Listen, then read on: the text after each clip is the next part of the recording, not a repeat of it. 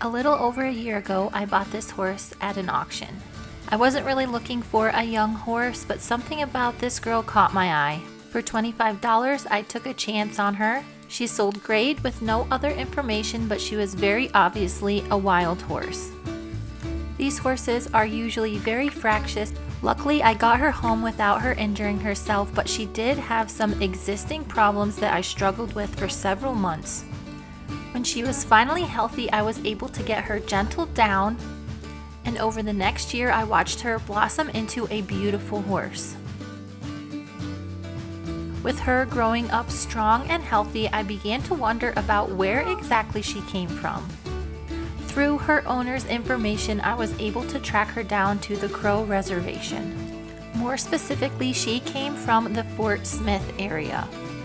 Fort Smith has kind of an interesting history. It was made as one of the stopping points when they connected the Oregon Trail all the way up to Virginia City during the gold rush. The wild horses in this area are descendants of several Native American tribes as well as the cavalry horses that were around during the time. There are other reservations in Montana, and typically those horses are a little bit on the smaller side. I was thinking that Scarlett was going to stay pretty petite, but she now is 14 two hands.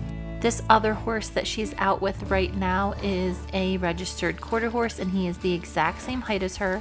I thought it would be really fun to pull some of her hair and send in a DNA test so I could kind of figure out more about her lineage.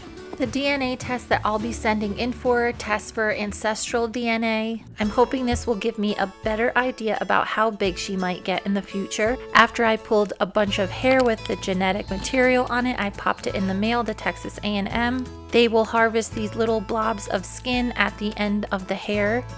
After that, they will break down the DNA into smaller pieces. That is what they will use to give me the genotype report, which are all these little letters at the bottom. From that, they can extrapolate what breed she has the most in common with. They use this phylogenetic tree of 50 breeds of horses to narrow it down to 3. I am thinking that Scarlett will have quarter horse in her. I thought when I first got her, when she was a few months old, she looked very quarter horsey. Second, I think she might test as thoroughbred. A lot of cavalry horses were thoroughbred, and she was kind of tall and lanky for a lot of the summer when she was growing. And then I'm thinking the third breed is probably going to be Arabian. She doesn't really look like an Arabian, but they do contribute a lot of DNA to several modern horse breeds. While I waited for her test to come back, I tried to prepare her for winter. Last winter, I brought her into the barn every day, and this winter, I'm going to let her go in and out on her own. She still would very much prefer to stand outside all the time, even when it's snowing. This is very typical weather in Montana. My horses are very used to it. They don't get blankets. As you can see, the snow is kind of staying on top of their body. That means that they're holding their heat in very well. I know the area that Scarlett came from, the weather is a little bit more harsh, so I'm not surprised that she doesn't want to be inside. I feel like she has grown a bunch in the last few weeks, so I'm going to go ahead and give you guys a close look at her. I feel like her legs have gotten thicker in the last couple months. She's starting to grow out a little bit wider instead of tall. One thing I've noticed about her is she is very smart. It's kind of funny, every day when I come to clean her pen, she'll make me a fresh pile to clean up. For a wild horse, she does have very good conformation. When I first got her, her hind end was much taller than her front end. This has seemed to really evened out as she's grown.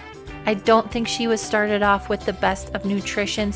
A lot of times when I'm taking pictures or videos of her, it doesn't really translate. Sometimes she is coming towards me or going away from me, so you can't really see her conformation very well. But she does have extremely straight legs, which is one thing I always look for in all my horses. I feel like her legs are a little bit sturdier than a typical quarter horse, and I do still think that she will grow quite a bit. I did just get the email for her test results, so I'll give you a few more seconds to think about what breed she might be closely related to. I did receive the genotyping report. These are cool to have if you know what they mean, but I'm more interested in the breeds that she's associated with. And it looks like the breed that she has the most in common with is going to be the quarter horse. In the grand scheme of things, the quarter horse is a fairly new breed. with the first horse being registered in 1940. Wimpy, which is the quarter horse I have shown now, was the first horse registered. All quarter horses had to be able to run a quarter mile in 23 seconds or show that they were capable of performing under ranch conditions. Just to give you guys an idea about how fast that actually is, this is Secretariat. He is considered the fastest thoroughbred of all time, and when he won the Triple Crown in 1973, his quarter mile time was 23 seconds. That same year, the world champion racing quarter horse was Truckle Feature, and his quarter mile time was a blazing 21 seconds. Many of you may recognize Orrin Mixer's portrait of the ideal quarter horse, and I do have to say that Scarlett does have many similarities to this horse. I'm really not surprised to see the quarter horse as her #1 match. Today, herds of reservation horses get outside blood mixed in all the time, and quarter horses are an extremely versatile and popular breed. I was surprised to see that her second breed was not thoroughbred, but Trakehner. The Trakehner is considered one of the oldest warm blood breeds, and they have evolved over time to become exceptional sport horses. Their agility and athletic nature makes them very good at show jumping, while their quiet minds really lend themselves to the sport of dressage. The history of the Trakehner is fascinating. While the early breed was developed to improve cavalry horses, during World War II, the horses were driven to almost extinction. Between January and March of 1945, the Soviets pushed thousands of people and horses on a long trek west. This notorious journey is known as der Trek, or the flight. They had to cross the frozen Vistula Lagoon with minimal rations and no shelter. While on the 60-mile trek across the frozen lagoon, they were also bombed by Soviet forces. Of the tens of thousands of Trakehners that were alive before the war, only 50 breeding stallions and 600 brood mares made it to West Germany. This trek unintentionally changed the Trakehner breed, allowing only the strongest to survive. I think one very important thing that Scarlett got from her Trakehner ancestors was heart. She is one of the toughest little horses that I have ever bought.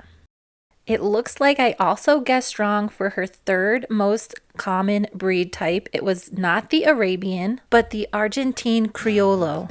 After seeing it on the paper and then realizing the history of the area that she came from, it makes so much sense. This breed was originally brought to the Americas in the 1500s by the Spanish.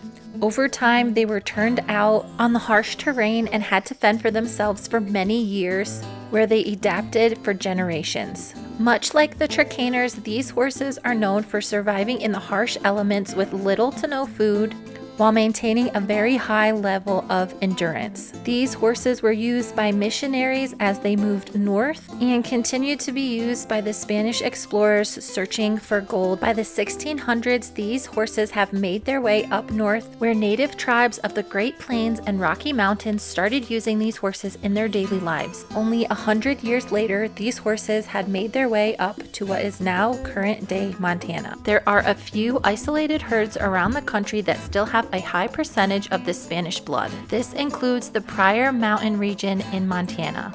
The Pryor Mountain horses are managed by the federal government and receive a lot of protections that horses on the reservation do not.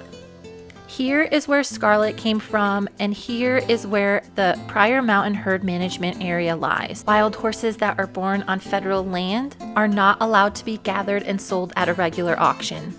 Horses like Scarlett that find themselves on reservation land live with very little oversight. When grass is plentiful, they need to be able to defend themselves and their herd from other bands of wild horses. They also have to stay healthy enough to be able to outrun certain predators like bears and mountain lions, which are plentiful in this area.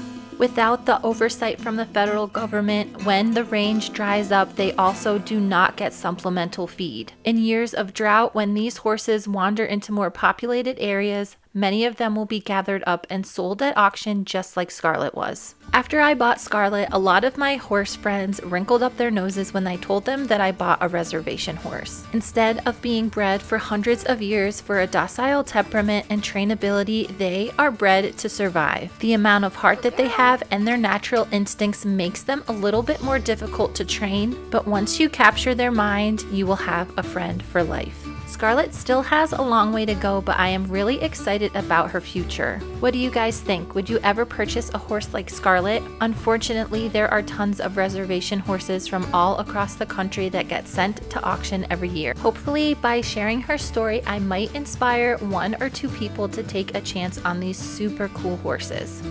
Thank you so much for watching and stay tuned for the next video.